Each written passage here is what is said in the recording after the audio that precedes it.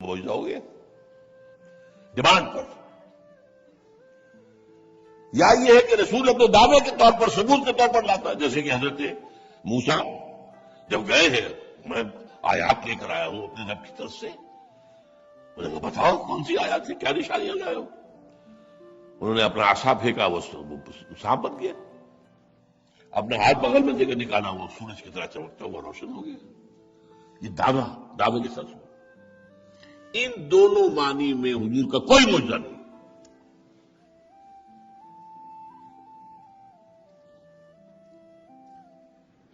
یہاں تک کہ اب میں آپ کو ایک ایسا مقام سنا رہا ہوں جس کو پڑھتے ہوئے میں لرز رہا ہوں، ترجمہ کرنا پڑے گا۔ ایک موقع پر حضور کے اپنے دل میں خواہش پیدا ہو گئی کہ کوئی معجزہ دکھائی دیا جائے، ان کمبختوں کا منہ بند ہو جائے۔ اب وہ کیا کہہ رہے تھے سرداران قریش، محمد ٹھیک ہے تم نبوت کا دعویٰ کرتے ہو، رسالت کا یہ نشانی دکھاؤ۔ سورہ بنی اسرائیل میں ہے کہ نہیں؟ تمہارے لیے اس ملک شہر مکہ کے اندر ایک چشمہ نکلے، ایک باغ بنا دیا جائے، ایک سونے چاندی کا محل بنا دیا جائے، تم ہمارے سامنے آسمان کے اوپر چڑھ کر اتر کے دکھاؤ اور کتاب لے کر آؤ۔ جواب کیا مل رہا ہے؟ اے نبی کہہ دیجیے حل کنت الا بشر رسولا، بھائی میں نے تو دعویٰ کیا رسول ہونے کا، خدا ہونے کا دعویٰ تو نہیں کیا۔ انما الآیات عند اللہ، یہ معجزات اللہ کے اختیار میں اپنے اختیار سے کوئی نہیں دکھا سکتا۔ اس پر ایک واقعہ آتا ہے جس سے کپ کپی تاری ہوتی ہے، کیا کیفیت، ایک ضیق میں آئی ہوئی جیسے جان حضور کی تھی، بظاہر بات معقول تھی، نبوت کا دعویٰ کرے تو معجزہ دکھاؤ، بتاؤ، سب کہیں گے ہاں بھائی ٹھیک ہے۔ ایک پھوپھی کا جن کا بھائی تھا، جن سے نام مجھے یاد نہیں رہا ہے، اس محفل سے اٹھ کر جب حضور کے ساتھ وہ رہتا تھا، سپورٹ کرتا تھا، ایمان تو نہیں لایا تھا ابھی، لیکن آپ کے ساتھ تعاون کرتا تھا، جیسے حضرت ابو طالب، جیسے کہ ابو طالب تھے۔ واپسی پر اس نے کہا محمد آج تو تمہاری قوم نے تم پر حجت قائم کر دی ہے، اب اگر تم نہیں دکھا سکتے معجزہ تو آئندہ میں تمہارا ساتھ نہیں دوں گا۔ ان کا مطالبہ معقول ہے، تم خود کہتے ہیں موسیٰ کو یہ معجزے ملے، عیسیٰ کو وہ معجزے ملے، ان کی کوئی حد ہی نہیں۔ اب اس وقت اگر حالات کے تقاضے کے تحت حضور کے دل میں بھی یہ خیال پیدا ہو گیا ہو اللہ ایک دکھائی دے معجزہ، اور کچھ نہیں تو ان کے منہ تو بند ہو گئے، تو عوام کو انہوں نے جو ہے باور کرا دیا کہ یہ کیسا نبی ہے جو معجزہ نہیں دکھا سکتا، ہم کیسے مان لیں نبی، ہم ماننے کو تیار ہیں، جی بالکل تیار ہیں، بالکل تیار ہیں، معجزہ تو دکھائے نا۔ تو بات اتنی عام لوگوں کے لیے، دلیل عام لوگوں کے لیے کنونسنگ تھی، ادھر اللہ کہتا میں نے معجزہ نہیں دکھانا۔ اس کا ایک خاص سبب تھا، معجزہ دکھانے کے بعد قوم کی مہلت ختم ہو جاتی، پھر ایمان میں لائے تو ہلاک۔ اللہ تعالیٰ کو تو ابھی اس معاملے کو آگے بڑھانا تھا۔ اب یہاں میں وہ آپ کو آیات سنا رہا ہوں، یہ سورہ انعام کی آیات ہے۔ وَلَقَدْ كُذِّبَتْ رُسُلٌ مِّن قَبْلِكَ، اے نبی آپ سے پہلے بھی رسولوں کی تکذیب کی گئی، فَصَبَرُوا عَلَىٰ مَا كُذِّبُوا وَأُوذُوا، تو انہوں نے تو صبر کیا تھا اس تکذیب پر جو ان کی گئی اور جو ایذا انہیں پہنچائی گئی، حتیٰ آتاہم نصرنا، یہاں تک کہ ان کے پاس ہماری مدد آ پہنچی۔ لا مبدل لکلمات اللہ، اللہ کے قانون کو، اللہ کے طریقوں کو کوئی نہیں بدل سکتا۔ وَلَقَدْ جَاءَكَ مِن نَّبَإِ الْمُرْسَلِينَ، اور دیکھو تمہارے پاس رسولوں کی خبریں آ چکی ہیں، ہمارے بندے نوح نے 950 برس صبر کیا تھا، آ چکی خبریں آپ کے پاس۔ اب اگلی سنیے، فَإِن كَانَ كَبُرَ عَلَيْكَ إِعْرَاضُهُمْ، اور اگر اے نبی آپ پر ان کا اعراض بہت ہی بھاری گزر رہا ہے، شاق گزر رہا ہے، جی کیوں نہیں مان رہے، فَإِنِ اسْتَطَعْتَ، تو اگر تمہارے اندر طاقت ہے، أَن تَبْتَغِيَ نَفَقًا فِي الْأَرْضِ، کہ زمین میں کوئی سرنگ کھود لو، أَوْ سُلَّمًا فِي السَّمَاءِ، یا آسمان میں کوئی سیڑھی لگا لو فتاتیہم بآیہ، لے آؤ آیت، ہم نہیں دکھائیں گے۔ اس سے بھی زیادہ سخت، وَلَوْ شَاءَ اللَّهُ لَجَمَعَهُمُ الْهُدَىٰ عَلَى الْهُدَىٰ، اللہ چاہتا ہے ان سب کو ہدایت پر جمع کر دیتا، آنے واحد میں تمام انسانوں کے دل اللہ کی دو انگلیوں کے درمیان ہے، جسے چاہے پھیر دے، ایک آنے واحد میں تمام انسانوں کے دل پھیر سکتا ہے۔ یہی اگر ہمیں مطلوب ہوتا تو ہم تو اپنی قدرت کاملہ سے ایک آنے واحد میں سب کو جمع کر دیتے ہدایت کے اوپر۔ اب آخر لفظ فَلَا تَكُونَنَّ مِنَ الْجَاهِلِينَ، تو دیکھو اے نبی اے محمد، میں ہلکا ترین ترجمہ کر رہا ہوں، جذباتی نہ بنو۔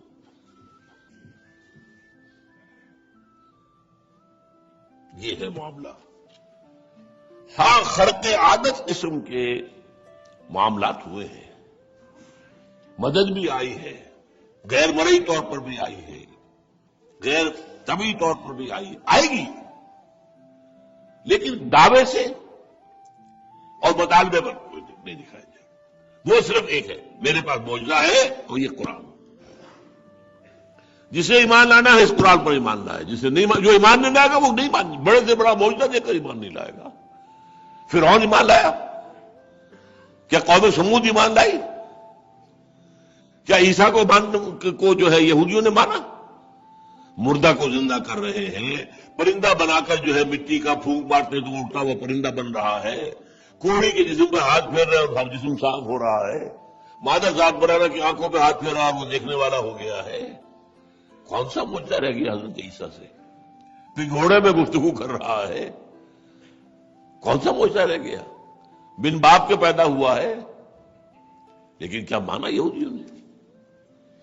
تو یہ جان لیجئے کہ اللہ تعالیٰ کی طرف سے حضور کو جو معجزہ دیا گیا وہ قرآن ہے، اور یہ سب سے بڑا معجزہ ہے، اس لیے کہ دیکھیے نوٹ کیجئے باقی سارے معجزے خواہ کتنے ہی بڑے نظر آئے، صرف نبی کی زندگی میں تھے نا، بعد میں تو نہیں ہے۔ وہ لاٹھی جو تھی حضرت موسیٰ کی وہ لٹھیا ہی رہ گئی نا، اور کیا رہ گئی وہ؟ اب بھی کہتے ہیں موجود ہے تابوت سکینہ میں، یہودیوں کا کہنا یہ ہے کہ مسجد اقصیٰ کے نیچے تہخانوں کے اندر دبا ہوا صندوق موجود ہے، تابوت سکینہ، اس میں عصا موجود ہے حضرت موسیٰ کی، اللہ عالم۔ ایک مرتبان بھی ہے جس میں وہ من جو اترتا تھا ان کے لیے گندم کی شکل لے کر وہ موجود ہے وغیرہ۔ بہرحال حضور کے لیے خرق عادت یعنی کھانا تھوڑے لوگوں کا تھا، بہت سے لوگوں کے لیے برکت پیدا ہو گئی، یہ ہوا۔ پانی تھوڑا تھا، حضور کی برکت سے حضور نے اپنا لعاب دہن ڈالا ہے اس میں، اور چشمہ جو ہے پھوٹا ہے تو بھی سب نے پانی پی لی، یہ ہوا۔ اس کو میں کہتا ہوں خرق عادت، یعنی عام مٹیریل اور جو طبی قوانین کے سے ہٹ کر ماورائی انداز میں مدد یہ آئی ہے اور آئے گی، اس کا دروازہ بند نہیں ہے۔ معجزہ صرف رسول کے لیے ہوتا تھا، معجزہ اب نہیں ہے، ایک ہی ہے، وہ قرآن ہے، وہ ابدی ہے، باقی ہے، رہنے والا ہے، قیامت تک موجود رہے گا۔ چمن کے مالی اگر بنا لے موافق اپنا شعار، اب بھی چمن میں آ سکتی ہے پلٹ کر چمن سے روٹھی بہار، اب بھی اللہ کی مدد آ سکتی ہے۔ فضائے بند پیدا کر فرشتے تیری نصرت کو اتر سکتے ہیں گردوں سے قطار من قطار، اب بھی بدر میں فرشتے اترے ہیں۔ غار ثور میں کیا تھا؟ مکڑی کا جالا اور کبوتری کے انڈے، اللہ نے بچایا جس طرح بچایا ہے، مدد آئی ہے۔ لیکن اس کے میں یہ خاص بات یہ ہے کہ پہلے اللہ تعالیٰ پوری طرح ٹھوک بجا کر دیکھ لیتا ہے، ٹیسٹ کر لیتا ہے، جب ثابت کر دے کہ سونا ہے خالص ان کی سینت میں، پھر یہ مدد آنی شروع ہوتی ہے، پہلے نہیں۔ اس کا میرے بیان میں تفصیل سے ذکر بعد بھی آئے گا۔ جو خطبہ ثالثہ تھا میرا، اس میں اللہ کے فضل و کرم سے یہ امور بالکل واضح ہو گئے کہ حضور کو ایک ریولوشنری رول تفویض کیا گیا، دین قائم کرو، جو نظام ہے اسے اکھیڑو اور دین کا یہاں پر بنیاد قائم کرو، غالب کرو۔ اور ظاہر بات ہے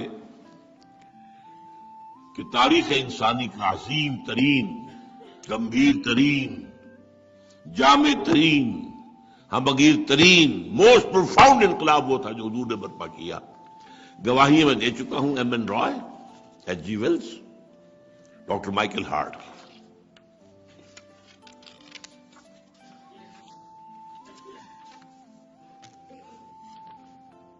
اور چونکہ یہ سارا کام آپ نے ایک لائف اسپین میں کیا، 23 برس،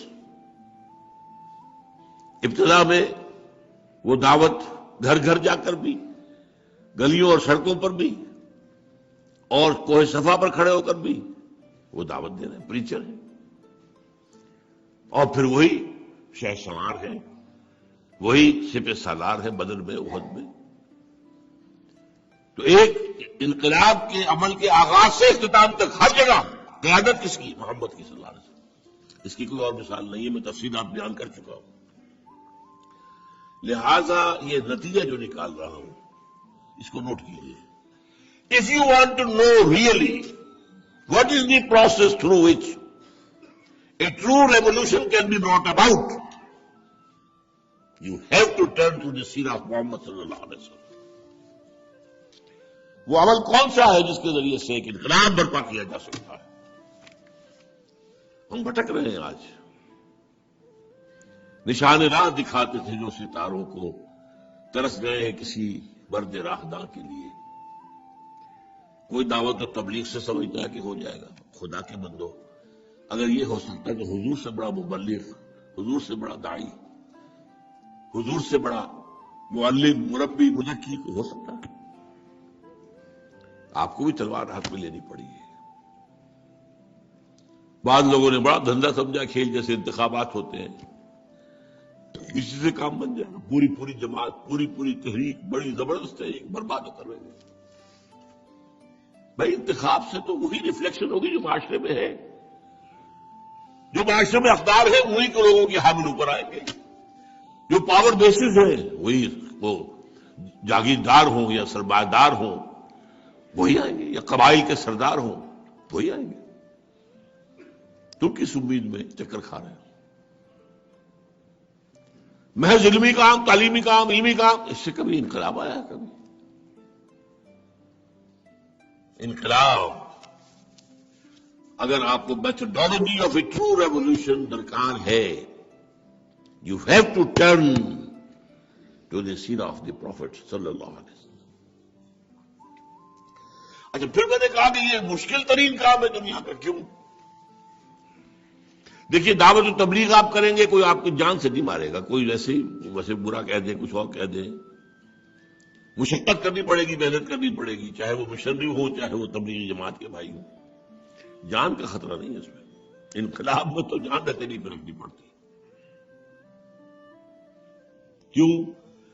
انقلاب کے معنی کہ آپ نظام کو بدل دیں، اور نظام کے ساتھ جو برسر اقتدار طبقات ہیں وہ ہیں، ان کے مفادات ہیں، پریولیج کلاسز ہیں، ان کے مفادات ہیں، ویسٹرن انٹرسٹ ہے، مفادات ہیں، سرداریاں ہیں، سیادتیں ہیں، چودراہٹیں ہیں۔ تو آپ کو ان سب کو ختم کرنے کے در پہ ہو گئے۔ یہ ساری جو اشیاء میں بنے ہوئے ہیں یہ اس درخت کی شاخوں پر، آپ درخت کی جڑ کاٹنا چاہتے ہیں۔ Nothing doing. They are bound to resist. They will resist. And tooth and nail. They will resist tooth and nail. نظام کونا کے پاس بانو، یہ مارد انقلاب میں ہے۔ فک کو کل نظام، حضرت شاہ ولی اللہ دہلوی کے الفاظ۔ اس نظام کو توڑنا چاہتے ہو، اس کے ساتھ ان کے مفادات ہیں۔ اب اس کے بعد مراحل، میں نے اپنی کتاب منہج انقلاب نبوی میں جو تفصیلی کتاب ہے 7 مراحل بیان کیے ہیں انقلابی عمل کے، جو سیرت سے میں نے اخذ کیے ہیں، اور ایک چھوٹا پمفلٹ جو ہے رسول انقلاب کا طریق انقلاب، اس میں میں نے پہلے اسلامی اصطلاحات سے ہٹ کر بتایا ہے کہ ریولیوشنری پروسیس کے وہ 6 سٹیپس کیا ہیں جو میں نے انفر کیے ہیں سیرت سے، لیکن میں نے اپنے ان خطبات میں ان کو ریڈیوس کیا ہے 2 میں۔ 6+1، 2+1۔ +1 کون سا ہے؟ انقلاب ایک ملک میں آنے کے بعد پھر پھیلتا ہے، تصدیر الانقلاب، ایکسپورٹ کرنا انقلاب کا۔ فرانس کا انقلاب فرانس میں آیا، دنیا میں پھیل گیا۔ بولشوک ریولیوشن رشیا میں آیا، کہاں سے کہاں پہنچ گیا، لیٹن امریکہ میں پہنچ گیا، چائنا میں پہنچ گیا۔ حضور کا انقلاب عرب میں آیا، کہاں سے کہاں پہنچ گیا۔ اس وقت کی دنیا کے تقریباً یوں سمجھیے کہ جو بھی آباد دنیا تھی اس کا تقریباً آدھا حصہ۔ تو اس حوالے سے تو 6+1 اور 2+1۔ مرحلہ اول کیا ہے؟ ایک انقلابی جماعت کی تیاری، یہ سب سے مشکل کام۔ جان دینا مشکل نہیں ہے، جوش میں آ کر جان دے دینا بہت آسان ہوتا ہے، لیکن جماعت بننا بہت مشکل ہے۔ میں وجہ بیان کر چکا ہوں، انسانوں کی جماعت، انسانوں میں ہر ایک کا اپنا ایک ذہن ہے، اپنا فکر ہے، اپنے کچھ نظریات ہیں، اپنا لیول آف کانشیسنیس ہے، اپنی سطح ذہنی ہے، اپنے شعور اور فہم کی گہرائی ہے، مختلف ہے۔ ان کو جوڑنا، پھر ہر ایک میں اپنی خودی بھی ہے۔ بڑا پیارا شعر میں نے سنایا تھا، آپ کو پتہ نہیں یاد کسی کو ہوا کہ نہیں۔ بقدر پیمانہ تخیل سرور ہر شے میں ہے خودی کا، اگر نہ ہو یہ فریب پہ ہم تو دم نکل جائے آدمی کا۔ میں میری گائے، وائی شوڈ آئی اوبے ہم، ہو یو وائی؟ میرے 2 ہاتھ 2 پاؤں 2 آنکھیں 2 کان، اس کے لیے جماعت بنانا آسان نہیں ہے، بہت مشکل، بہت مشکل، بہت مشکل۔ ایک عام جماعت کے میں 5 جو ہے گنوا چکا ہوں خصائص۔ کامل نظریاتی ہم آہنگی، سوائے انقلاب کے ہر آرزو دل سے نکل جائے، کوئی اور امنگ نہ رہے، اور انقلاب کے لیے تن من دھن یہاں تک کہ جان دینے کو تیار ہو۔ نظم کی پابندی، ڈسپلن کی پابندی کے لیے اپنی انا کو کچلنے کے لیے تیار ہو، اور ایک شدید نظریاتی عصبیت کی بنیاد پر گہری اخوت ہو، محبت ہو کارکنوں کے درمیان۔ یہ میرے ساتھی ہیں، کامریڈ ہیں۔ اور ایک اسلامی جماعت میں ان 5 باتوں کے علاوہ ایک چھٹی بات اور درکار ہے، تزکیہ نفس، روحانی ترقی۔ ان کے بغیر وہ جماعت جو ہے انقلابی جماعت نہیں بنے گی۔ اور تزکیہ نفس کا مطلب کیا ہے؟ وہی بات جو ابھی کہہ چکا ہوں، یہاں پر انقلاب بھی مقصود نہ رہے، مقصود صرف اللہ کی رضا اور آخرت کی فلاح، مقصود نصب العین، انقلاب بھی نہیں۔ ہاں، اس کے لیے جدوجہد کرنا میرا فرض ہے، میں مسئول ہوں، میں ذمہ دار ہوں، اللہ کے سوال ہوگا۔ تم باطل نظام کے ساتھ بڑے آرام سے چلتے رہے، تم ایبیٹرز ہو، تم اس نظام کو سپورٹ کرنے والے تھے، تم نے اس نظام کے ساتھ ذہن ریکنسائل کیا، you are serving that system, تم اس نظام کے تحت پھیل رہے تھے، پھول رہے تھے اور پھل رہے تھے دنیا میں۔ تم حزب اللہ میں نہیں تھے، حزب الشیطان میں تھے۔ جیسے کبھی کہا بش نے یا پاول نے، یو آر ود اس اور اگینسٹ اس، یہ کہنے کا حق اللہ کو حاصل ہے، یو آر ود می اور ود شیطان، یا تم حزب اللہ میں ہو یا حزب الشیطان میں ہو۔ حزب اللہ سے بغاوت، نظام شیطانی سے بغاوت نہیں کرتے تو حزب اللہ، حزب الشیطان میں ہو۔ بغاوت کا پہلا کم سے کم مرحلہ کیا ہے؟ نفرت ہو اس نظام سے، تعاون نہ ہو اس نظام کے ساتھ، سر نہ کیا جائے اس نظام کو، پروموٹ نہ کیا جائے اس نظام کو، اس نظام کے تحت پھلنے پھولنے کی کوشش نہ کی جائے۔ اگلا مرحلہ زبان سے کہے غلط ہے، غلط ہے، غلط ہے، اور اگلا مرحلہ ہاتھ سے آؤ میدان میں۔ من رأى منكم منكرا فليغيره بيده فإن لم يستطع فبلسانه فإن لم يستطع فبقلبه۔ اچھا، اب اس کے بعد ہم نے جو پچھلا میرا خطبہ تھا اس میں خاصے خلا رہ گئے تھے، مجھے پر کرنے ہیں آج۔ اس انفرادی تبدیلی یا انفرادی انقلاب کے لیے پہلے لوگوں کو تیار کرنا ہے اور جماعت بنانی ہے۔ طریقہ کار کیا بنیادی طور پر؟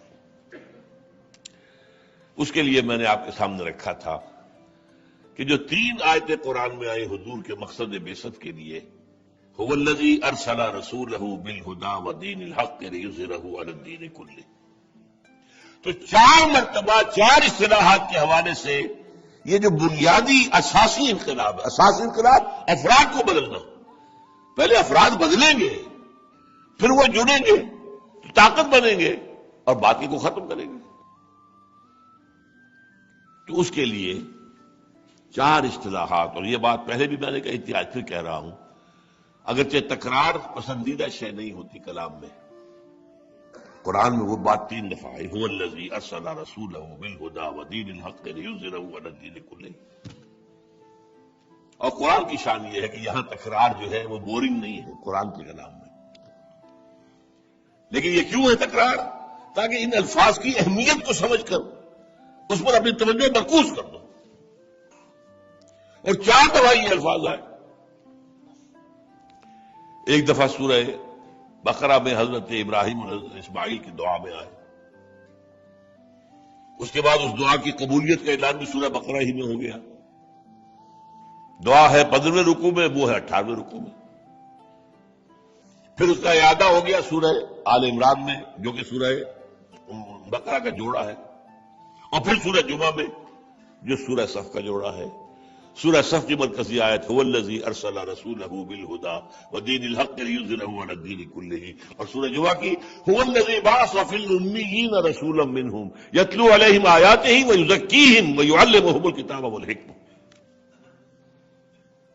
اچھا، پھر میں نے آپ کو توجہ دلا دی کہ سورہ جمعہ میں پہلی آیت میں 4 اسماء حسنی آئے ہیں، جو قرآن مجید میں صرف 3 مقامات ایسے ہیں جہاں 2 سے زیادہ کسی آیت کے بعد اللہ کے نام یا صفات آتی ہیں، ورنہ دو عزیز الحکیم، علیم الخبیر، غفور الرحیم، دونوں۔ لیکن ایک یہ جگہ جس میں 4 دفعہ ہے، ایک سورہ حدید جس میں 4 دفعہ ہے، 4 الفاظ ہیں، اور ایک سورہ حشر جس میں 8 اسماء پر آتی ہیں۔ اب یہاں پر اللہ کی پہلی کی شان کیا ہے؟ الملک، اس کے فرامین ہیں یہ آیات قرآنیہ، یتلو علیہم آیاتہ۔ دوسرا القدوس، پاک، اس کا عکس کیا ہے؟ پاک کرو ان کو، قرآن جنہیں کھینچ کر لے آیا ہے، اے نبی انہیں پاک کرو، ویزکیہم۔ الملک القدوس العزیز، زبردست، اس کے قوانین انہیں سکھاؤ، یعلمہم الکتاب، اور آخری الحکیم، حکمت کی تعلیم دو۔ یسبح للہ ما فی السماوات وما فی الارض الملک القدوس العزیز الحکیم هو الذی بعث فی الامیین رسولا منہم یتلو علیہم آیاتہ ویزکیہم ویعلمہم الکتاب والحکمہ۔ ایک نقطے پر میں نے پچھلی مرتبہ اشارہ کیا تھا، حضرت ابراہیم اور اسماعیل کی دعا میں ترتیب ذرا مختلف ہے۔ وہ دعا کیا تھی؟ ربنا وبعث فیہم رسولا منہم یتلو علیہم آیاتک ویعلمہم الکتاب والحکمہ ویزکیہم، تزکیہ آخر میں تھا۔ 3 مقامات جو اللہ کی طرف سے آئے ہیں اس میں تزکیہ پہلے آ گیا ہے، یتلو علیہم آیاتہ ویزکیہم ویعلمہم الکتاب والحکمہ۔ تو ایک بات تو میں نے یہ عرض کی کہ ہم یہ نہیں کہیں گے کہ پہلی ترتیب غلط ہے، یہ دونوں انبیاء کی ہے، ابراہیم اور اسماعیل کی، یہ بات غلط تو نہیں ہو سکتی، لیکن جو اللہ کی طرف سے آئی ہے تو امپروومنٹ ضرور ہے، اس میں کسی نہ کسی پہلو سے بہتری ہو سکتی ہے، اور وہ 2 اعتبارات سے۔ نبوی تعلیم و تربیت کا بلند ترین مقام تعلیم حکمت، اور جبکہ ابھی انسان اپنے بچپنے کے دور سے گزر رہا تھا فکری اور ذہنی اعتبار سے، تو حکمت کا تو وہ اہل تھا ہی نہیں ابھی۔ وہاں بلند ترین شے تزکیہ، پاک کر دینا، اور اس کے بعد ہمارے ہاں بدقسمتی خانقاہی نظام میں یہی چیز بن گئی، تزکیہ۔ مانجے جاؤ، رگڑے جاؤ، پھر ان کو بھی لگا دو مانجو اور رگڑو۔ وہ جن کو مانج رہے رگڑ رہے انہیں کسی انقلابی عمل میں نہیں شریک کر رہے، حضور نے بھی مانجا ہے، رگڑا ہے، پاک کیا ہے، صاف کیا ہے، لیکن پھر لگا کر بنا کر اسے باقی کے ساتھ ٹکرا دیا. یہ ہے کام. تو پہلی بات تو یہ ہے کہ حضور کے تعلیم و تربیت کا نقطۂ عروج تعلیم حکمت ہے. اس کی وجہ بڑی اہم آ جائے گی بعد میں. جبکہ ہمارے خانقاہی نظام کے اندر تزکیہ، اور اس وقت بھی جبکہ عہد طفولیت میں انسان تھا تو تزکیہ ہی تھا. اور دوسری اہم بات بہت ہی اہم ہے، یہ تعلیم الکتاب میں نے کہا تھا، اس سے مراد ہے قانون، شریعت کی تعلیم اور تنفیذ. اس سے پہلے تزکیہ لازم ہو جانا چاہیے. اگر تزکیہ نہیں ہوا ہے، یعنی آپ کے ارادے، امنگیں، نیتیں خالص نہیں ہیں، تو جو علم آپ کو حاصل ہوگا وہ غلط رخ پر آپ جائیں گے، اس کو استعمال کریں گے. دکانداری کریں گے آپ علم کی دکانداری کر سکتے ہیں، آپ روحانیت کی دکانداری کر سکتے ہیں. علم را بر تن زنی مارے بود، علم را بر دل زنی یارے بود. اگر علم کو دل پر ڈالو گے تو یہ تمہارا یار ہے، ساتھی ہے، دوست ہے، اور تن پر ڈال دو گے تو یہ تمہارا سانپ ہے، ڈسے گا تمہیں. جو علماء سو کہاں سے پیدا ہوتے ہیں؟ تزکیہ ہوا نہیں، اور علم کا جو ہے بہت بڑا خزانہ جمع کر لیا. تو کیا کریں گے؟ اگر نیتوں میں فتور ہے تو فتویٰ فروشی بھی تو ہوگی نا، پھر دینی دکانداری بھی تو ہوگی پھر.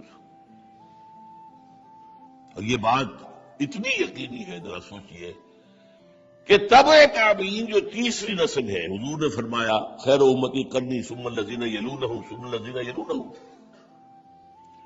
اس خیر القرون کے تیسرے حصے میں حضرت عبداللہ ابن مبارک رحمۃ اللہ علیہ پیدا ہوئے ہیں. مجاہد بھی تھے، عالم بھی تھے، محدث بھی تھے. ان کے دور کا حال یہ ہے، ذرا ان کے شعر کو سنیے. وما افسد الدین الا الملوک واحبار صائم ورہبانها. دین میں جتنا فساد اور فتنہ اٹھا ہے وہ یا بادشاہوں نے اٹھایا، یا علماء سو نے اٹھایا، یا جو دکاندار صوفی ہوتے ہیں انہوں نے اٹھایا. اور یہ بات کب کی ہو رہی ہے؟ یہ دور تبع تابعین کا دور ہے. اسی کو پھر اقبال نے کہا باقی نہ رہی تیری وہ آئینہ زمینی، اے کشتہ ملائی و سلطانی و پیری. یہ تین، وما افسد الدین الا الملوک واحبار صائم علماء سو ورہبانها. اسی طریقے سے راہب، جو دنیا دار راہب.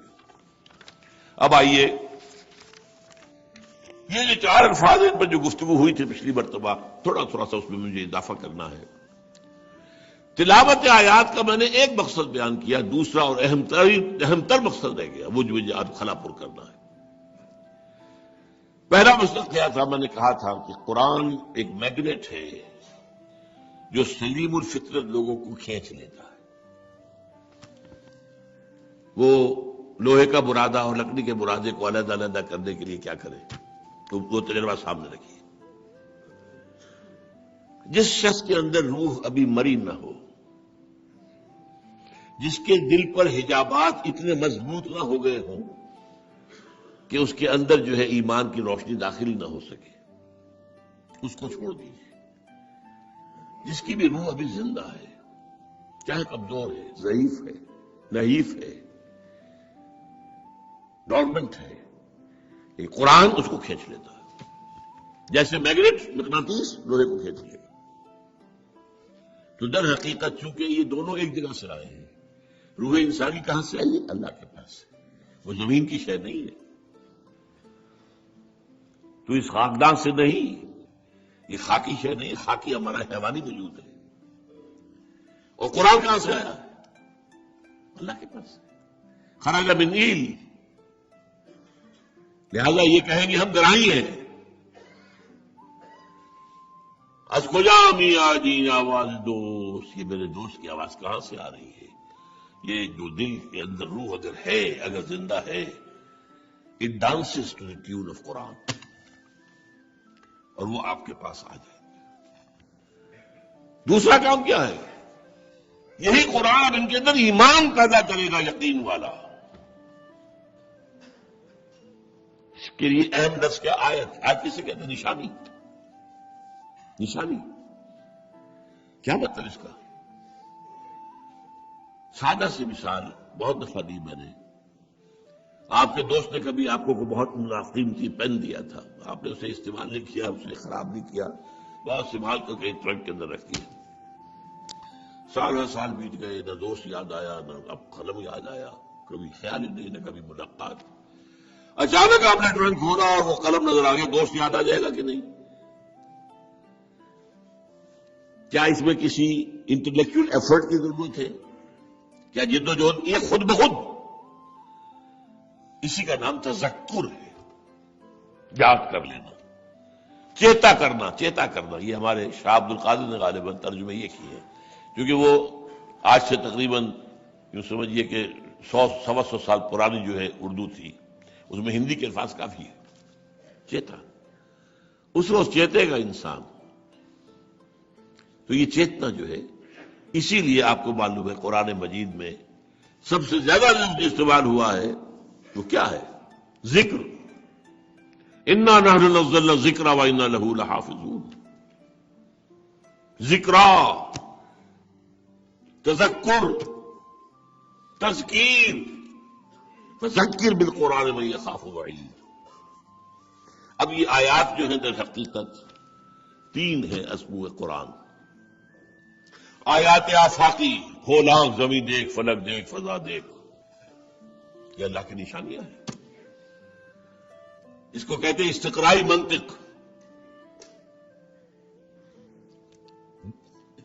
Inductive logic. ان فی خلق السماوات والارض واختلاف الليل والنهار والفلك التي تجري في البحر بما ينفع الناس وما انزل الله من السماء من ماء فاحيا به الارض من بعد موتها وبث فيها من كل دابة وتصريف الرياح والسحاب المسخر بين السماء والارض لآيات لقوم يعقلون.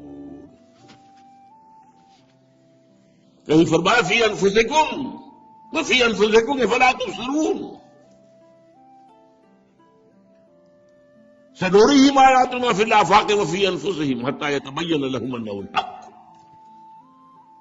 جب قرآن نازل ہو رہا ہے تو ابھی سائنس کا علم تو بہت کم تھا لوگوں کے پاس. قرآن فرما رہا ہے یہ بڑھے گا اور ہماری آیات تمہیں نظر آئیں گی. پتہ چلے گا تمہیں گیلیکسیز کس کو کہتے ہیں اور کتنی گیلیکسیز ہیں، تمہیں معلوم ہوگا. ابھی کیا پتا تمہیں؟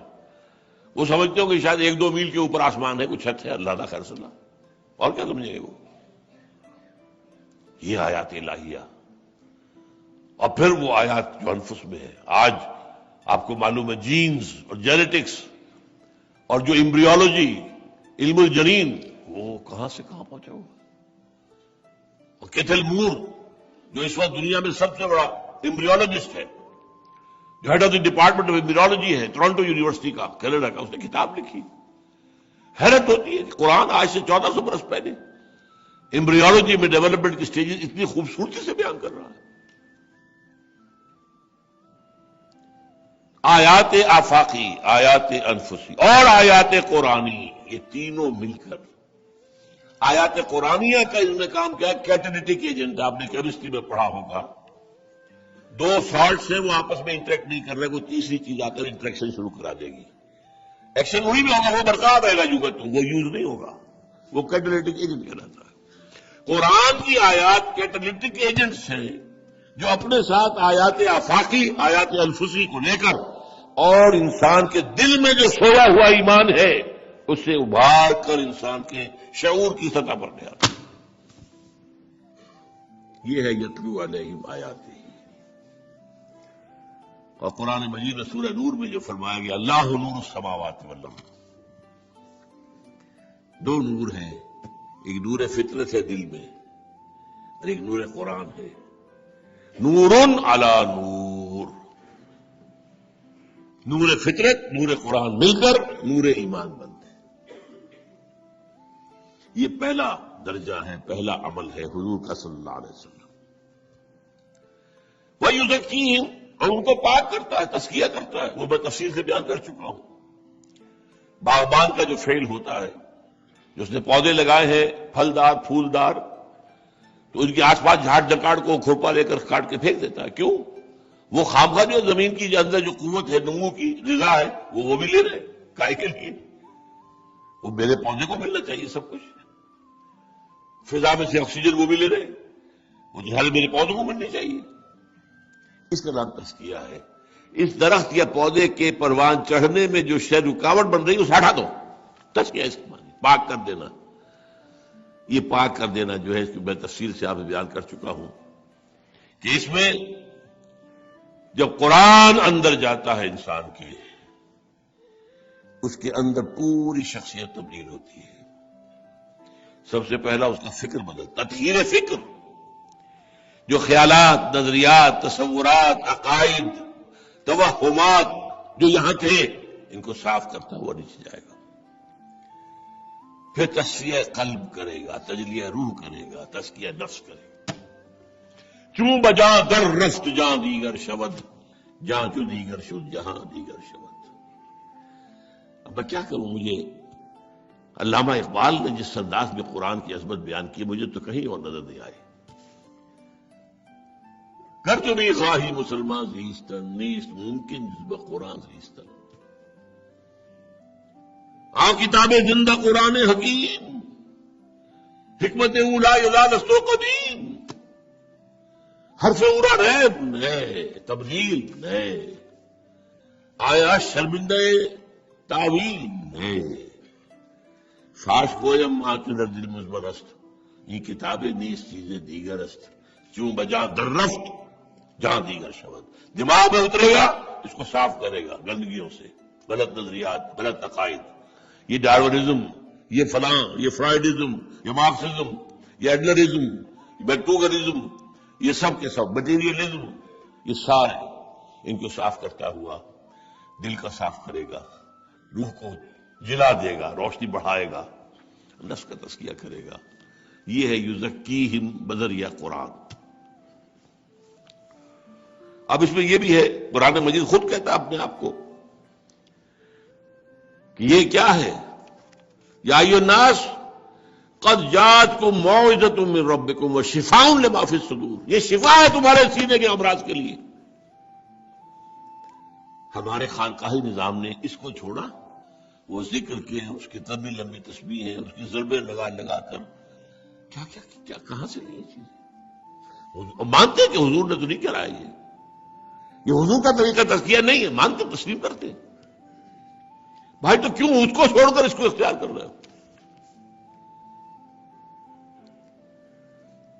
یہ ہے شفا. اے لوگوں تمہارے پاس آ گیا ہے تمہارے رب کی طرف سے موعظہ، واعظ جو دل کو نرم کرتا ہے. آپ کو معلوم ہے زمین پہلے جو ہے آپ ہل چلا کے نرم کرتے پھر بیج ڈالتے ہیں، پھر فصل اگتی ہے. ایسے جا کے بیج ڈال دیں گے تو بیج بھی ضائع ہو جائے گا. تو پہلے دل کو نرم کرو وہ موعظہ سے. قد جاءتکم موعظۃ من ربکم. اب جب اس میں جو قرآن کا بیج اترے گا تو وہ شفاء لما فی الصدور. سینوں میں جو روگ ہیں، حب دنیا ہے، حب مال ہے، حب شہوات ہے. زین للناس حب الشہوات من النساء والبنین والقناطیر المقنطرۃ من الذهب والفضة والخیل المسومۃ والانعام والحرث. یہ ساری چیزیں نکلیں گی، صفائی ہوگی. اس کا نام تزکیہ ہے. سورہ بنی اسرائیل میں بھی کہا وَنُنَزِّلُ مِنَ الْقُرْآنِ مَا هُوَ شِفَاءٌ وَرَحْمَةٌ لِّلْمُؤْمِنِينَ. قرآن میں سے ہم وہ چیزیں اتار رہے ہیں جو اہل ایمان کے لیے شفا ہے اور رحمت ہے. ہم نے اس کو بند کیا ہے. وہ ایک علیحدہ بحث ہو جائے گی، میں جانا نہیں چاہتا. ایک علیحدہ موضوع ہے قرآن سے امت دور کیوں ہوئی، کیسے ہوئی، اس کے تدریجی مراحل کیا تھے. How it faded into the back ground. Quran back ground میں چلا گیا، حدیث اور فقہ آگے آ گئی، علم کلام آگے آ گیا، قرآن کی حکمت پیچھے رہ گئی. یہ ایک بہت لمبا بڑی تلخ داستان ہے، یہ تکلیف دہ داستان ہے. بہرحال تزکیہ اس کے لیے کیا ہے؟ ایک خاص نقطہ میں آپ کو بتا رہا ہوں. اس میں بھی میرا خوف ہے عام آدمی شاید اس میں کچھ بچکے گا.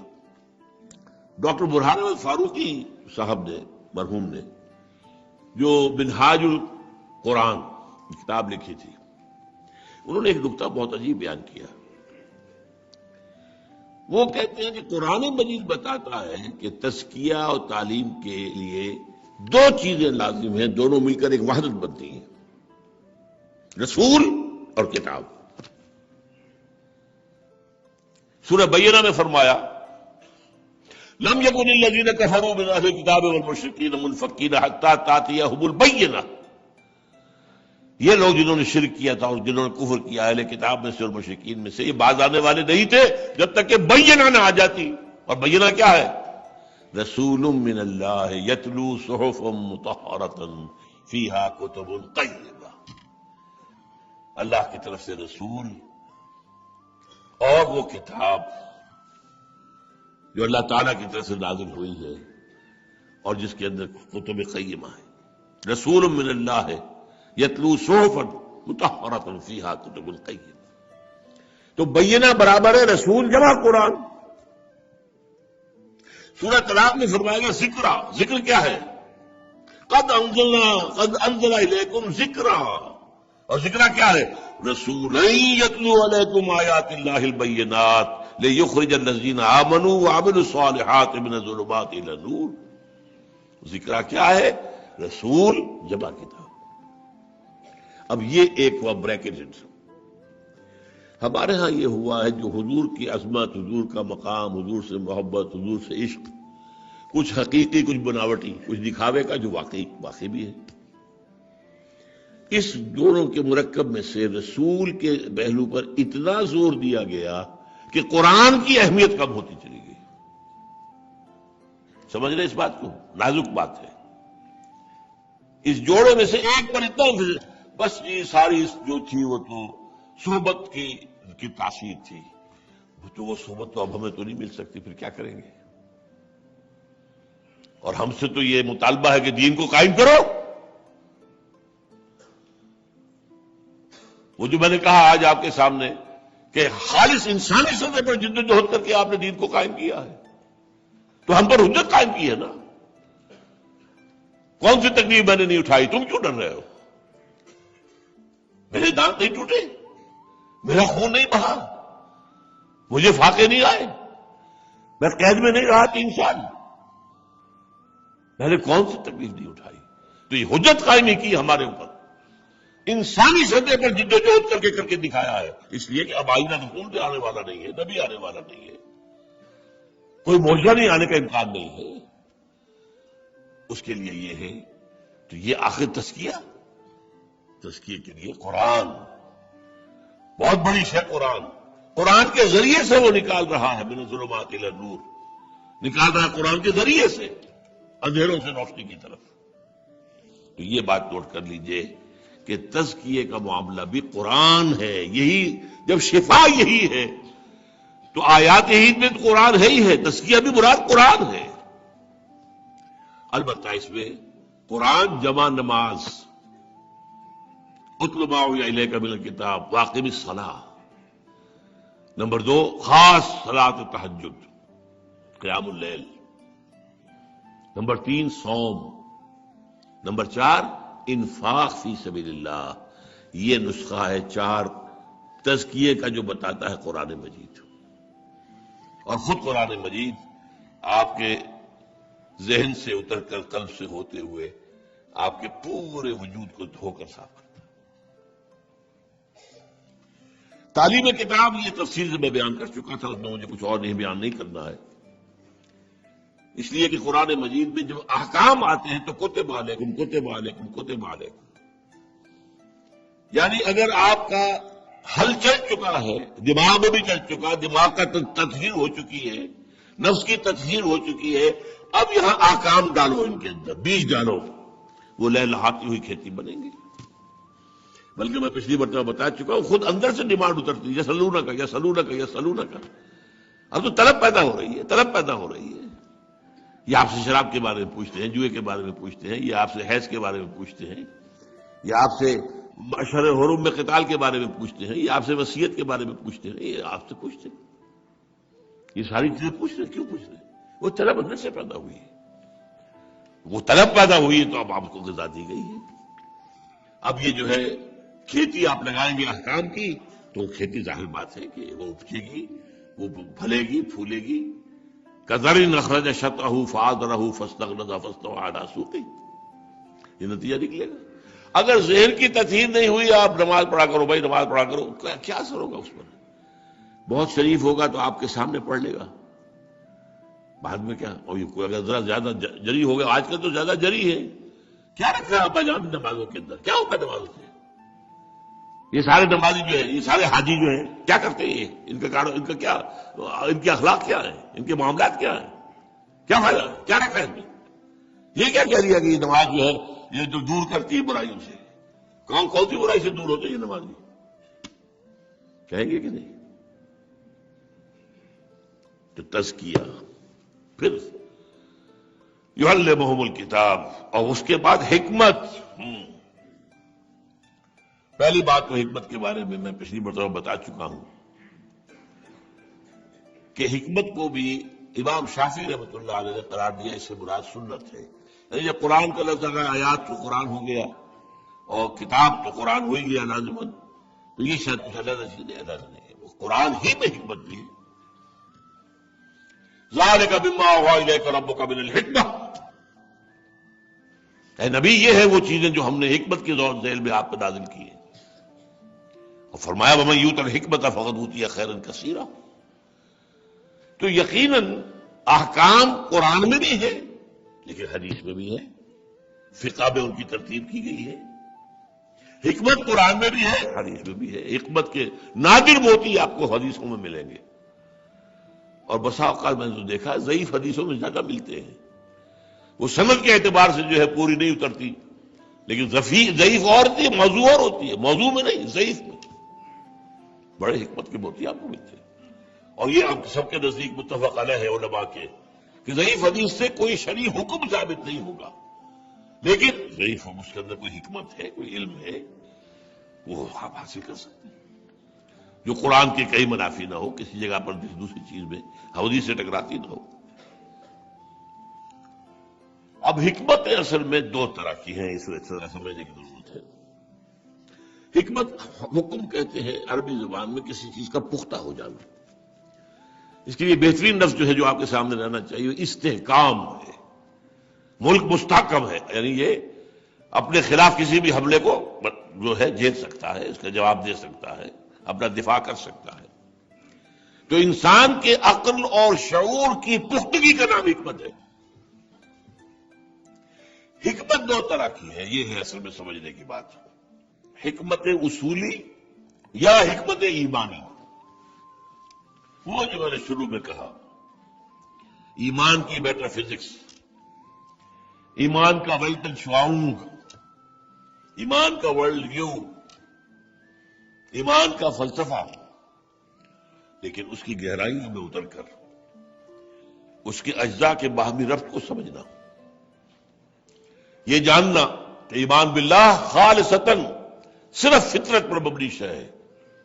البتہ باقی ایمان بالآخرہ وہاں فطرت کے ساتھ منطق بھی لگے گی، اور قرآن مجید کے اندر بھی آپ کو وہ ساری چیزیں جو ہے ایک عقلی اور حکیمانہ نظام کے ساتھ دینی ہوں گی. اسی کو کہا مولانا روم نے چند خانی حکمت یونانیاں، حکمت قرآنیاں راہم بخاں. کب تک یونانیوں کی حکمت پڑھتے رہو گے؟ ارسطو کی منطق ابن رشد کے ذریعے سے کہیں سے ہو کر ہمارے یہاں پہنچ گئی. ابن سینا، فارابی، کندی، یہ وہ سب کیا ہے؟ ان کے غلام شرح لکھ رہے ہیں ارسطو. یا اگر صوفی مزاج لوگ ہیں تو افلاطون اور پلوٹائنس، پلیٹونزم. قرآن کو حکمت کا ذریعہ بنا کر حکمت سے بات. ایک ہے حکمت ایمانی، ایک ہے حکمت تشریعی یا حکمت تفصیلی یا حکمت فروعی، یعنی حکمت احکام. یہ حکم کیوں دیا گیا؟ یہ چیز کیوں فرض کی گئی؟ آخر اللہ تعالیٰ کا جو اصول ہے وہ کیا ہے؟ فعل الحکیم لا یخلو عن الحکمہ. کسی حکیم ہستی کا کوئی فعل بھی حکمت سے خالی نہیں ہو سکتا. تو اللہ نے جو حکم دیا ہے حکمت سے خالی نہیں ہے. حکمت سمجھ لیں گے تو اس پر عمل آسان ہو جائے گا. ویسے تو یہ سمجھ میں آئے نہ آئے آپ کو ماننا ہے، آپ مومن ہیں، آپ نے اللہ کو ماننا پڑے گا. لیکن اگر اس کی حکمت سمجھ میں آ جائے تو آپ کا سونا سینہ کھل جائے گا، اس کو قبول کرنے کے لیے ذہن بیدار ہو جائے گا، طبیعت کی اپنی آمادگی ہو جائے گی۔ حکمت جو ہے وہ جو آتا ہے نور قلوبنا بالایمان واشرح صدورنا للاسلام، اے اللہ ہمارے سینوں ہمارے دلوں کو تو ایمان کے نور سے منور کرتے اور ہمارے سینوں کو کھول دے اسلام کے لیے۔ اسلام احکام ہے، یہ کرو یہ نہ کرو، اور جن چیزوں کو روکا گیا ہے خدا کے بندوں سمجھو وہ تمہارے بھلے کو روکا گیا ہے۔ اس کی میں مثال دیا کرتا ہوں، آج آپ جائیے مری، وہ جو سڑک پہاڑی چڑھتے ہیں آپ تو جگہ جگہ نشان، اپنی رفتار کم کرو، اپنا یہ کرو، موڑ آگے آ رہا ہے، یہ سب کرتے کہ نہیں؟ تو کہیں یہ کیوں؟ کون ہوتے ہیں وہ؟ ہمیں روکنے والے کون ہوتے؟ بھائی روکا ہے تمہارے لیے، آگے کھائی ہے، تیز رفتار میں مڑو گے جاؤ گے سیدھے کھائی کے اندر، اٹس فار یو، تمہاری بھلائی کے لیے، تمہاری حیات کے لیے ہے۔ تو در حقیقت تو شریعت دی گئی ہے ہمارے اپنے لیے، ہماری شخصیت کی تعبیر، اس کی تعبیر، اس کی تعمیر سیرت، اس کی خودی کی تعبیر، یہ سارا کام اس کو حکمت کی جانب۔ اب اس میں جو ہے ایک تاریخی کتاب ہے حجت اللہ البالغہ، امام الہند شاہ ولی اللہ دہلوی رحمۃ اللہ علیہ کی، یہ ماسٹر پیس ہے۔ اس میں جو پہلا ابتدائی حصہ ہے وہ جو حکمت اصولی والا ہے، اس میں مجھے کہیں کہیں اختلاف ان سے ہے، لیکن حکمت الاحکام پر میں سمجھتا ہوں کہ واقعہ وہ ایک انسائکلوپیڈیا بہترین۔ تو اب اس حکمت احکام کو جمع کر کے پھر نظام بنتے ہیں، یہ سیاسی نظام ہوگا، یہ معاشی ہمارا نظام بن جائے گا، ورنہ نظام قرآن میں لکھا ہوا کہیں نہیں ہے، احکام ہے، یہ حلال یہ حرام، اسی کے حوالے سے پھر ہم بنائیں گے کہ ہمارا معاشی نظام یہ بنتا ہے، ہمارا معاشرتی نظام یہ بنتا ہے، ہمارا سیاسی نظام یہ بنتا ہے۔ تو گویا کہ لا اینڈ سوشل سائنسز، ان دونوں کا جو مبنا ہے وہ حکمت تفصیلی ہے، حکمت تشریعی کہہ لیں، تفصیلی کہہ لیں، فروعی کہہ لیں، اور ایمان اس کا فلسفہ حکمت اصولی یا حکمت ایمانی ہے۔ اب وہ جو پچھلے لیکچر کی آخری بات جو بہت ہی تشنہ رہ گئی تھی، جماعت کے لیے سموتاج، اس کی مشق کیا ہے؟ حکم مانو۔ ابتدائی مرحلے میں کوئی فارمل بیعت نہیں تھی، کوئی نظام نہیں تھا، بس اللہ کے رسول کو مانا ہے تو حکم ماننا پڑے گا، بات ختم۔ وما ارسلنا من رسول الا لیطاع باذن اللہ، ہم نے نہیں بھیجا کسی رسول کو مگر یہ کہ اس کی اطاعت کی جائے اللہ کے حکم سے، لہذا جس نے اللہ کے رسول کو مان لیا اطاعت کرنی ہے۔ پچھلی دفعہ میں وہ بدر سے پہلے کی جو مشاورت تھی وہ بیان کر چکا ہوں، حضرت سعد بن عبادہ کا قول، کانک تعنینا یا رسول اللہ فإنا آمنا بک وصدقناک، ہم ایمان لائے ہیں آپ پر، آپ کو اللہ کا رسول مانا ہے، اب ہم آپ کے کسی حکم سے سرتابی کیسے کر سکتے ہیں؟ جو آپ کا حکم ہوگا ہم اپنی اونٹیوں کو دبلا کر دیں گے، برق الغبار تک پہنچا دیں گے، اور اگر آپ سمندر میں اتار دیں گے اپنی سواری ہم بھی اتار دیں گے۔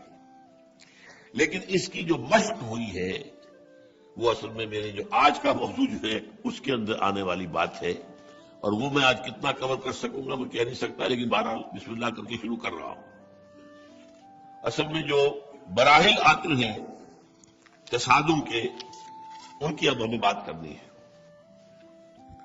دیکھیے پہلی بات ہم نے سمجھ لی، انقلابی عمل کا لازمہ تصادم، اس سے بچ کر انقلاب بھی آ سکتا ہے۔ اگر کوئی بڑا امن پسند ہے تو گھر میں بیٹھا ہے، اور جو باطن کا غلغلہ چل رہا ہے اس کو برداشت کرے، بس اللہ اللہ صلی اللہ۔ If you want to change the system, تصادم ناگزیر ہے۔ تصادم کیا ہے؟ جہاد، جہد سے بنا جہاد، جب جہد کو مقابلے میں آتی ہے تو جہاد ہو جاتا ہے۔ قتل کے مقابلے میں آئے گا قتال، مقاتلہ، مجاہدہ۔ ایک انتہائی باریک نکتہ ہے، بہت اہم ہے، تصادم کون شروع کرتا ہے؟ پہلا سوال ہے۔ آپ کہیں گے اس کفار نے کیا، انہوں نے کیا، مشرکین نے کیا، غلط۔ تصادم ہمیشہ انقلابی شروع کرتا ہے، وہ کہتا ہے یہ غلط، تمہارے خیالات غلط، تمہارے عقائد غلط، تمہارے نظریات غلط، تمہارا نظام غلط۔ تو وہ تو معاشرہ جو تھا وہ ایک ساکن جیسے تیلاب ہے، اس میں پانی کھڑا ہے، چاہے وہ وہاں ظالم تھا، مظلوم طلبے تقدیر تھے، مانے ہوئے تھے، بہ رہے تھے، امن تھا۔ جیسے ڈاکوؤں کا ڈیرا ہو تو امن ہوتا ہے نا، وہاں ڈاکو آپس میں نہیں لڑتے۔ تو برے سے برا معاشرہ ہوگا، پورا امن تو ہوگا، وہ مکے کا معاشرہ پورا امن تھا۔ یہ اس کھڑے ہوئے پانی میں پہلا پتھر کس نے پھینکا؟ غلط ہے، یہ تمہارے نظام غلط ہے، تمہارے آلہہ باطل ہیں، کوئی الہ نہیں اللہ کے سوا۔ اور یہ سرمایہ دار اور جو کھانا نہیں کھلاتے غریبوں کو، یتیموں کو دھتکارتے ہیں، ان کی نفی کی کہ نہیں کی؟ کیا وہ لوگ دیکھ نہیں رہتے کن کے اوپر یہ پڑ رہی ہے زد؟ تو پہلی بات جان لیجئے کہ تصادم کا آغاز انقلابیوں کی طرف سے ہوتا ہے۔ اور میں یہاں چاہتا ہوں کہ قرآن مجید کی جو صاف بیانی ہے، قرآن مجید میں ایک آیت وہ ہے جسے میں کہتا ہوں کہ انقلابی فلسفے کی اریاں ترین آیت، اریاں کا لفظ استعمال کر رہا ہوں میں، ننگی آیت نمبر 24 ہے یہ سورہ حدید کی۔ لقد ارسلنا رسلنا بالبینات، ہم نے بھیجا اپنے رسولوں کو واضح نشانیوں کے ساتھ۔ وانزلنا معهم الکتاب والمیزان، ان کے ساتھ کتاب بھی اتاری، میزان بھی اتارے، شریعت اور قانون، اور پھر یہ کہ عدل کا نظام۔ یہ سب کیوں کیا ہم نے؟ یہ کوئی ہماری ہابی تھی، ہمارا شوق تھا؟ کیا تھا؟ لے یقوم الناس بالقسط، تاکہ لوگ عدل پر قائم ہوں، ظلم ختم ہو، ایکسپلائٹیشن ختم ہو، ریپریشن ختم ہو۔ یہ کسان پر جو ظلم ہو رہا ہے، یہ مزدور پر جو ظلم ہو رہا ہے، خواجاز خونے رگے مزدور سازد لال نام، از جفائے دے خدایا کس نے دہقانہ خراب۔ انقلاب، انقلاب ہے انقلاب۔ تو ظاہر بات ہے ہم نے یہ سب کچھ کیا، کتابیں اتاری، معجزے دیے رسولوں کو، تاکہ لوگ عدل پر قائم ہوں۔ نمبر 1، وانزلنا الحدید، ہم نے لوہا بھی اتارا ہے، فیہ باس شدید، اس میں جنگ کی صلاحیت ہے بہت سخت، تلوار بنے گی، ڈھال بنے گا، نیزہ بنے گا۔ وَلِيَعْلَمَ اللَّهُ مَن يَنصُرُهُ وَرُسُلَهُ بِالْغَيْبِ، اور یہ اس لیے ہے کہ اللہ دیکھنا چاہتا ہے کہ کون ہے اس کے وہ وفادار بندے جو اس لوہے کی طاقت کو لے کر اللہ کے اور اس کے رسول کی مدد کرتے ہیں، یعنی اس کی طاقت سے جو اس کے مخالف بن کر سامنے آن کو سر کچلتے ہیں۔ ڈکلیئرڈ،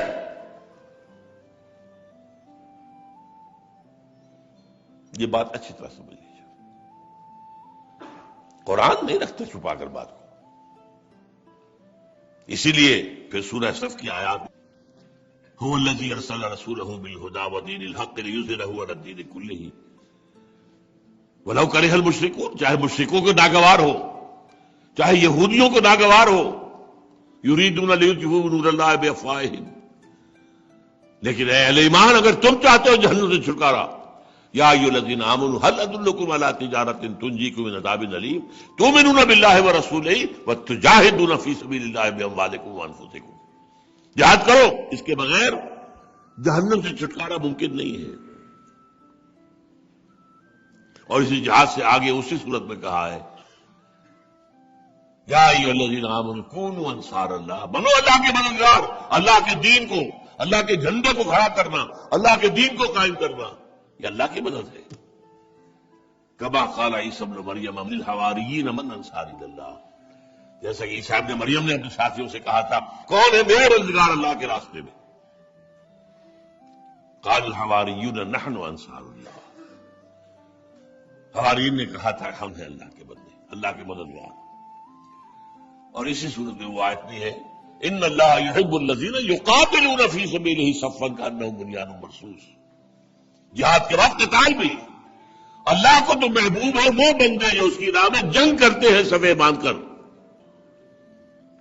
یہ نہیں کہ بس تزکیہ ہو رہا ہے، کرامات کا تذکرہ ہو رہا ہے اور یہ ہو گیا، فلاں کو یہ ہو گیا، فلاں نے یہ کر دیا، قصے ہیں، کہانیاں ہیں، سنی جا رہی ہیں، پڑھی جا رہی ہیں، ذکر و اذکار جو کہ حضور سے منقول نہیں ان کے مطابق چل رہی ہے۔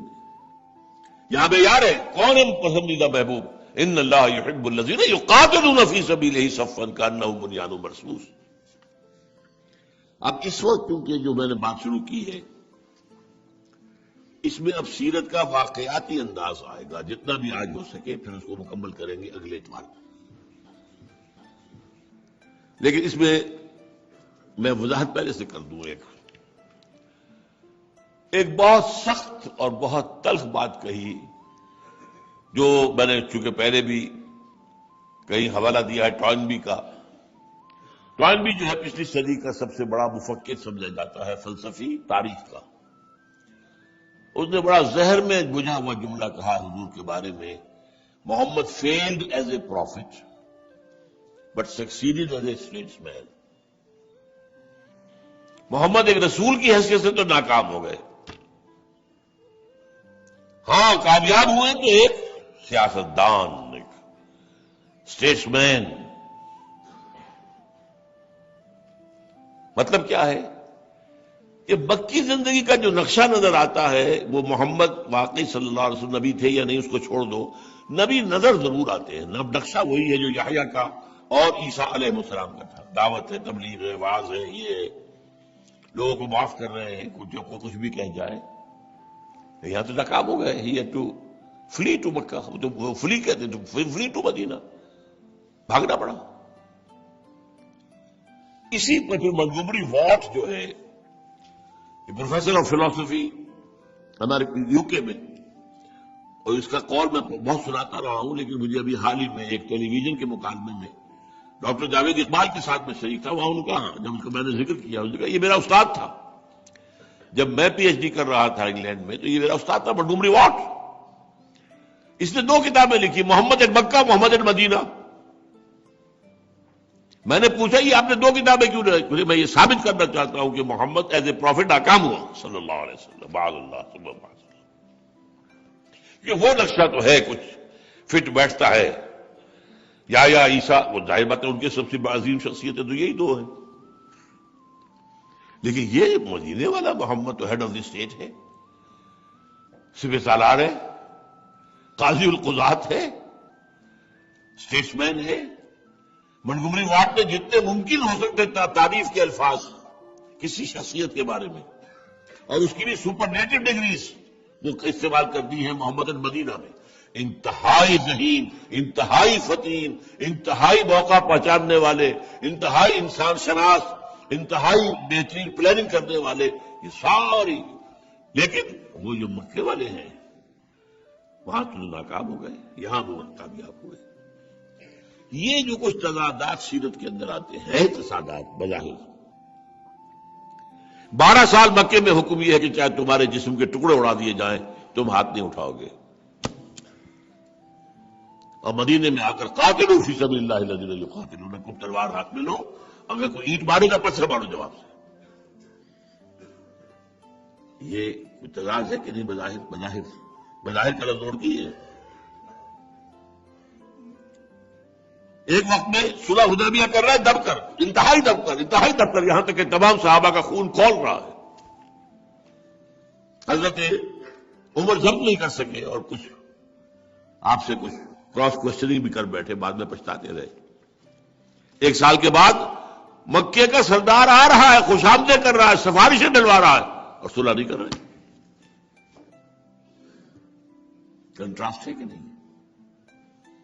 یہ سارا کنٹراسٹ جو ہے، میں اللہ کا شکر ادا کرتا ہوں، فضل سیرت کی یہ خدمت میں نے کی ہے اپنی کتاب میں، منہج انقلاب نبوی میں، ان سب کو حل کیا، میں نے ریزالو کیا۔ یہ ایک پروسیس کے، ریولوشنری پروسیس کے ناگزیر سٹیپس ہیں، ایک ہی پروسیس ہے، لیکن ایک پروسیس کا ایک مرحلہ وہ ہے جس کا تقاضا کچھ اور ہوتا ہے، دوسرے مرحلے کا تقاضا کچھ اور ہے۔ پیش نظر انقلاب ہے، نہ لڑائی مقصود ہے نہ صلح مقصود ہے، مقصود اللہ کے دین کا غلبہ ہے۔ اس کے حوالے سے اور اس میں بہت سی چیزوں کا جو فلسافیکل ایسپیکٹ ہے وہ میں نے اللہ کا فضل واضح کیا ہے۔